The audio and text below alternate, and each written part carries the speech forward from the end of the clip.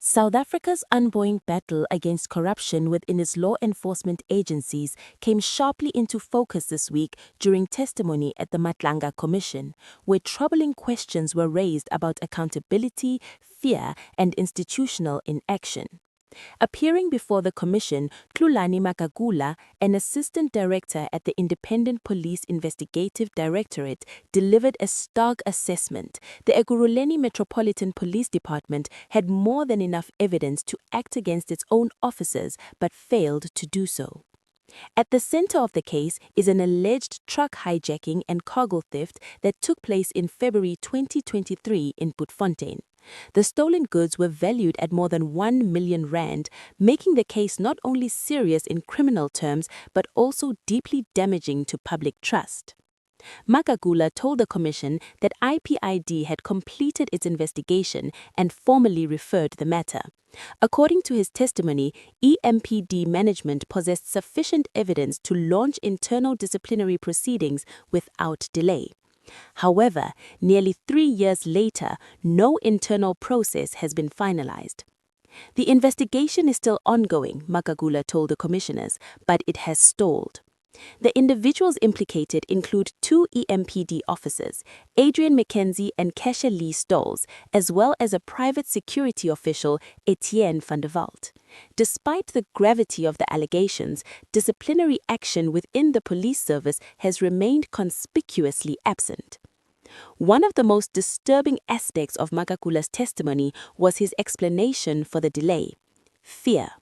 He told the commission that witnesses were reluctant to come forward, not because of a lack of evidence, but because of concerns for their safety.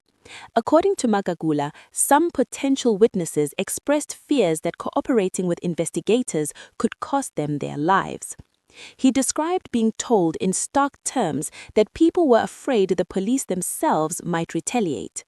In response, Makagula said IPID had attempted to reassure witnesses by explaining the availability of witness protection mechanisms and other safeguards, yet fear continues to cast a long shadow over the case.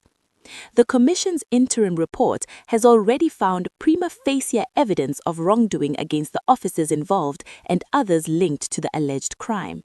Even so, accountability has not followed. Makagula's message to the Commission was clear. IPID fulfilled its mandate. The evidence was gathered, the referrals were made. What failed was the follow-through. The Madlanga Commission, chaired by Mbuyiseli Madlanga, is tasked with probing allegations of corruption, misconduct, and political interference within South Africa's criminal justice system. In recent weeks, it has heard a series of explosive testimonies pointing to systemic failures across multiple institutions.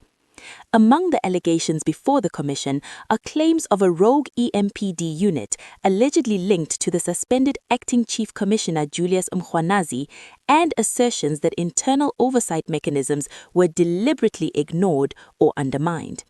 The hearings have also exposed broader concerns, including allegations of bribery, witness intimidation, and police involvement in serious violent crimes, painting a troubling picture of law enforcement structures struggling to police themselves.